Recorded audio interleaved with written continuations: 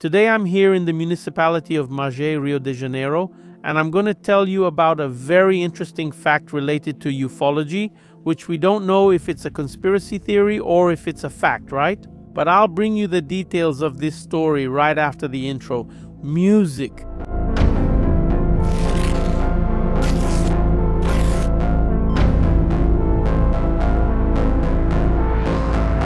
Hello everyone, I'm Edison Boaventura. Welcome to our channel. Today I'm bringing you directly from Rio de Janeiro a case that became known as the Magé case, a somewhat controversial case, right? Some people believe that an object might have fallen there, that there was a military cover-up. Others say that's not the case, right? That it's a bit of an exaggeration, that there could be other explanations.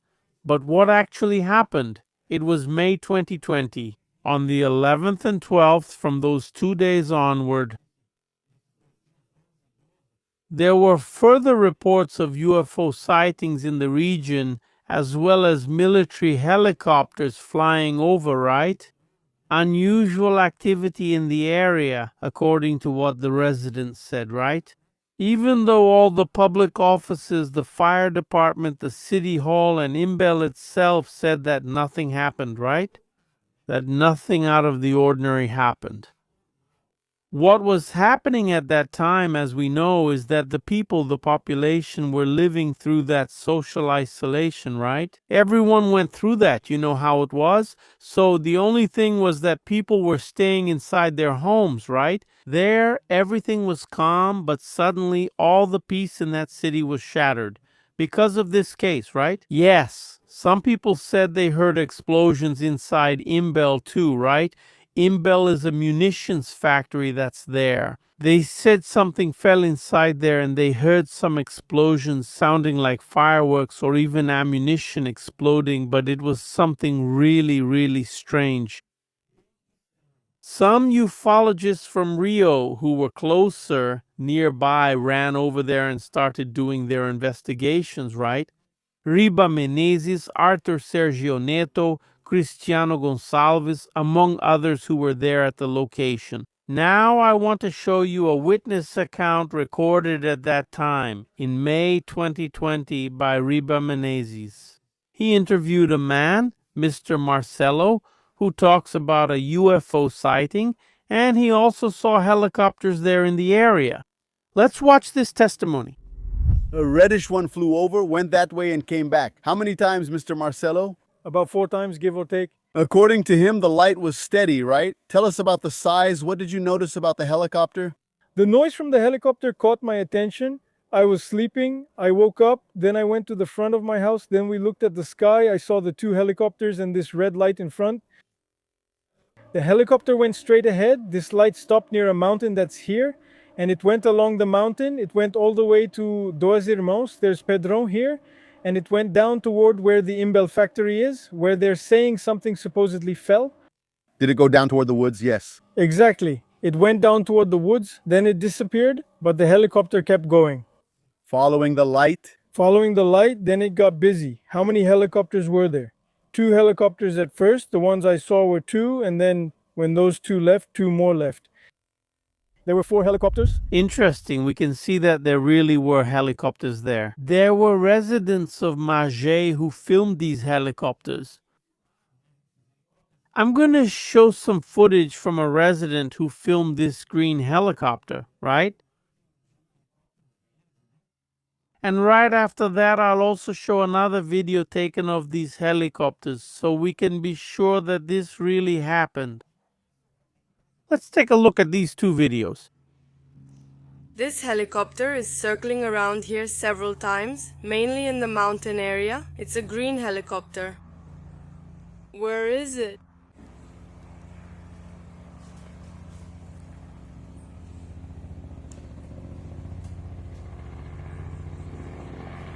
Here, a green helicopter.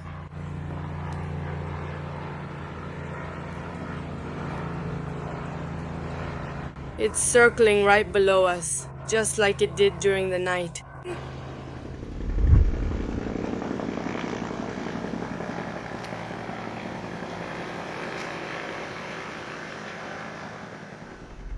Could something really unusual have been happening in that area? Now we're going to Anderson Tejadas's house, right? He invited us to go there. He's gonna tell some stories he remembers about this event.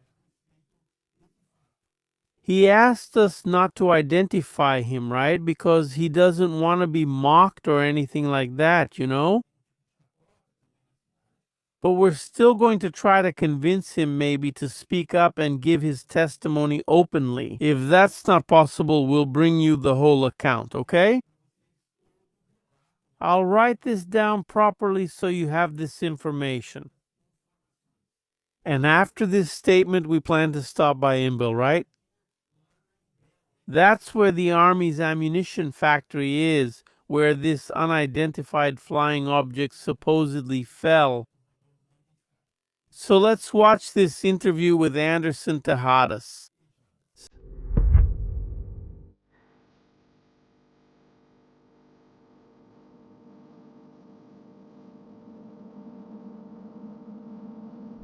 So, as promised, we're here, me, Tiago Goes, to tell you about a statement we got from Anderson Tejadas. We were at his house, me, Tiago, Tiffany, Margaret, and he told us several stories, right? I also took some notes here so we don't forget the details. And the thing is, he didn't want to show his face, unfortunately, but we respect that, right? His request. And we're here to tell you the stories about that time when supposedly an unidentified flying object crashed at Imbel, right? So the first case he told us about was the one from 84, right? In fact, in this case from 84, at a distance from his house, he was still a boy, right? He saw an object, right? An oval-shaped object, right? There was another smaller object circling around it, like this. Orbiting, right? Okay. Exactly, orbiting around it. He said that object had an aluminum-like finish, right? And the interesting part of the story was the two fighter jets, right? That he then saw two Air Force fighter jets there heading in the direction of those objects. Then, according to him, the objects started getting smaller and eventually disappeared, right? And the funny thing is, when the fighter jets started to get closer, let's say the object is a microphone. When they did this to cross, they crossed behind the object and the object disappeared. So the fighter jets did this and the object disappeared. And Anderson, he told us that it seems it was reported on TV news at the time, and then they said it was a balloon, right? But it didn't really convince him. He said, that was different, right? It had nothing to do with a balloon. He even remembers that it was Sid Moreira who reported it, right? Saying, there was a problem like that. Later, they denied that it was a weather balloon. It's the same old story, right? Yeah. Cover-ups have existed since the beginning of time, right? Yeah. And about that Imbel case, right? About the supposed crash of an object in the city of Magé in Rio de Janeiro, he says he remembers that time well. One detail he mentioned is that on the day of the incident, there was interference on the televisions. So several houses there experienced interference, right? It's a strange thing. It would have been on May 11, 2020, right? And he got so curious, right, after the news and everything that he ended up going there. Yes, and he saw a crowd of people there also finding it strange, right? Because it was strange, because they were hearing explosions, all that stuff. And the detail is that the explosions happened like this. There would be 3 explosions in a row, and then it would stop. There were 3 explosions in a row, then a pause. This pattern continued for some time, which was very strange. Because the company's 50th anniversary hadn't come yet. So it was really weird, right? Yeah. That's interesting because he said they gave a justification that there was a party going on there. So that's why there were fireworks, something like that. And then to justify the noise. In a gunpowder factory like that, right? Throwing a party and setting off fireworks like that, out of nowhere. It's kind of strange, isn't it? So, what can we imagine? They were trying to open something that must have fallen there. To split it up so they could get rid of it, put it in some truck. That's what they speculated too. Now, At Imbel, when he went there on his motorcycle and saw that crowd, he said there were no military personnel. In a case like that, I don't know, maybe there could have been some military presence there, right? But he said he didn't notice that. But there were several civilians gathered there who maybe went to the place after it was reported on the internet. Of course, today we know there was a lot of fake stuff too, right? A lot of fake news, a lot of exaggeration. But it seems like something did happen there. But the most interesting thing about this whole story is that at that time, he said there were people who saw UFOs in that region, including on the hill where the object supposedly fell. In fact, he has a friend who is evangelical, who doesn't believe in these things. He asked, he was talking about the subject, right? And the guy said, do you believe in that? Oh, come on.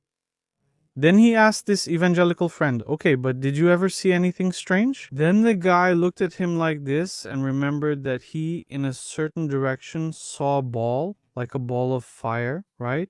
Like a sun. He said a red sun, right? It was his uncle, right? Actually, I wrote it down here. It was the uncle. He saw a red sun shooting rays on top of the hill where the supposed crash would have happened, right?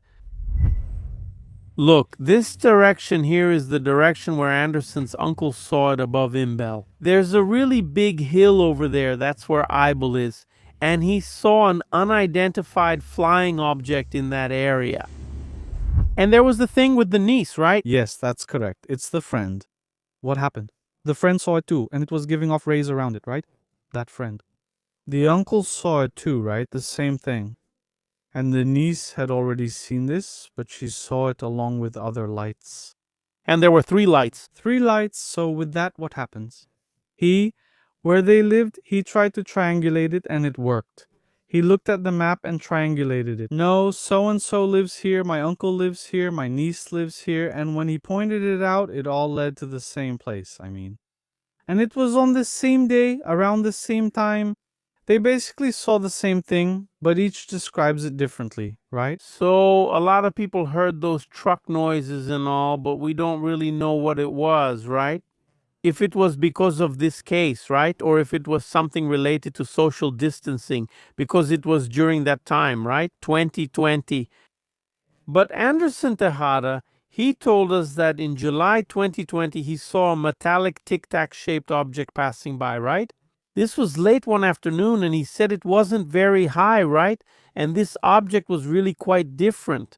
It was funny because he said he was on the terrace of his house, then something in the sky caught his attention, a light like that, out of nowhere. As if, he felt something calling him, a light catching his attention. When he looked, he saw a tic-tac, a shiny tic-tac. And he figured the sunlight had hit it and reflected off it, and that's what caught his attention. And the thing was like this, moving slowly, and it was going in a straight line. Exactly, until it disappeared. Until it disappeared. No, it didn't take off quickly, it didn't vanish fast, it was like this, slowly, and at a pretty considerable distance, and at a height. No, not at a very, very high altitude. But there was another case too in July 2020 when he was on the street with a construction worker just talking and everything, when suddenly he looked up and saw a small, luminous and very fast UFO passing by. That one, he said it was metallic too, and he even made a drawing, As we looked at it, he said it had some protrusions and the object was kind of elongated and it was over the Nova Marilia neighborhood. It stayed still for a while. And it was already getting dark, and then that metallic look turned into light. It was already almost dark, late in the afternoon. And he said that as it got darker, this UFO just gradually disappeared. The metallic part faded away, leaving only those lights. 3 lights. 3 lights, right? Then it kept moving away, The lights started merging into one, then it shot off, it was gone. And by the way, the bricklayer, since he was working on his house, this bricklayer saw it, but he was like, are you really going to believe this stuff? Then he got on his bike and left, didn't even care, and he stayed there worried. He called his wife, tried to call his wife, asking her to look from where she was. to try to keep an eye out. Exactly, because she was relatively close. She was about a block away from him, so she could see if she could spot it. When she saw it, that light had already formed. So in her mind it was a star, something easier for someone to understand as nothing special, you know. Then it disappeared. She didn't get to see the three lights, which he said had an amber hue, right? It was supposed to have an amber color like that. Look, I'm here at the exact spot where Anderson and a construction worker were talking about his house, and he said that house wasn't there yet. And he saw the unidentified flying object in that direction. Wow, over there, look. It was in that direction that he saw the unidentified flying object. So, from what we concluded in our conversation there about this case of the UFO crash in Magé, he said that probably something might have happened, but there was a lot of exaggeration, you know. There was a large number of military personnel there, also surrounding the city at that time and afterwards as well. So it's quite likely that something did happen. But he still remains in the city as an amateur ufologist trying to get some kind of information. And as soon as we finished the conversation, we expressed a desire to go to Imbol, right? Then he said, "No, I'll go with you." Then he got on his motorcycle and went ahead, right, leading us. And now I'm going to show you these images. Look, we are exactly at Imbel, which is a munitions factory where at that time in May 2020, that supposed crash happened, right? There was that. So there's a little gate there, and now they've put another gate here, which wasn't here before, right? But people ran over there. They tried to see if something had happened because there was a lot of smoke coming out back there, right? So it's like this. This is one of the possible places where the object could have fallen. Although some researchers said that the crash didn't happen here, that it was in another place, there's this controversy about the location. But rumor has it that something did happen, or that these people here from Imbel were involved in this UFO crash issue here. Sounds of explosions were also reported coming from this place here. They even tried, there are some buildings over there, they found a kind of white stain, which they said might have been from the impact. So there are a lot of stories about it, about the Magé case, right? About this supposed crash that happened here. Logically, we understand that it was an exaggeration. It was really just a tall tale that people made up. But where there's smoke, there's fire. Come with me now. I'm going to walk along this sidewalk here so we can show the little gate that's up ahead. Look, so we're here at this gate. This gate didn't exist when the investigators from Rio came here. I know that Cristiano Gonçalves was here, Arthur Sergio Neto, and a big group of researchers from Rio de Janeiro. And this yellow gate you're seeing here, it didn't exist. So people would gather up there in front at the gate to find out what had happened.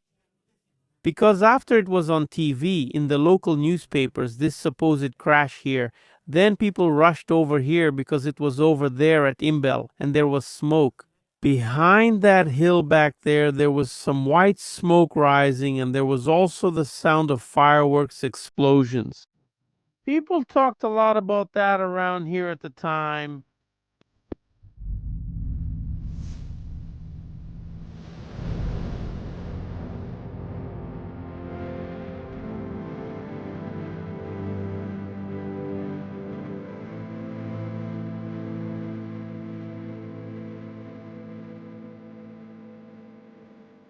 I'm here with Fabio. We're walking around Imbel. Then he passed by, stopped his motorcycle, and mentioned that back then he saw the helicopters, he heard them. How was that? Around midnight, more or less, that day, during the pandemic, everyone was inside their houses. I was hearing the sound of helicopters, right? And it was close, so I went out to the street to look, and we heard the sound of a helicopter, but when we looked at the sky, we couldn't see the helicopter, because there wasn't any identification light. Usually, even during the day, I think it's an aircraft, but at night it definitely has lights, some kind of identification. It didn't just happen once or twice, it happened several times. The helicopter flying overhead. That hill over there, which is close to here, where they say a plane crashed many years ago, right? It happened over there. I definitely heard it at the time. I even posted about it on Facebook. Do you think something really happened here then? Man, The helicopter flying over there, that's not normal. I'm a 48-year-old resident and have lived here my whole life.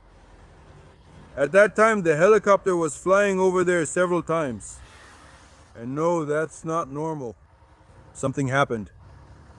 I didn't see anything, but the helicopter was definitely there. thanks Fabio, see you. Thanks for the information. I'll now show you another video also made by a resident. She went over to Imbel. And there at Imbel, she recorded the movement of people and everything else, right? So she saw it there, and it seems like they asked to find out if there was anything there and all that. And it was already May 13, 2020. And then, according to what was said there, it was a birthday. There was a birthday celebration for the Imbel factory there. So there were some employees participating in this event and all that. That was on the 13th. Although the events happened days before, right? It was in the days leading up to that that all the activity and that noise happened, right? The explosions, the smoke that came out from behind Imbel. And next, I'll show other videos that capture the sound of these explosions to confirm that all these events really happened, right? Those unusual different things back then. Let's see. Are these the explosions? Strange, isn't it? Can you hear that? Can you hear that?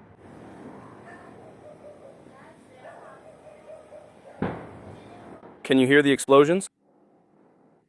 It's that way. Very strange, huh?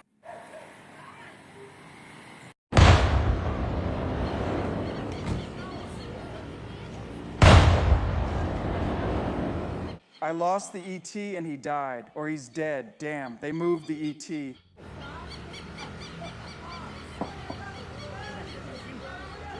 This shit is a bomb.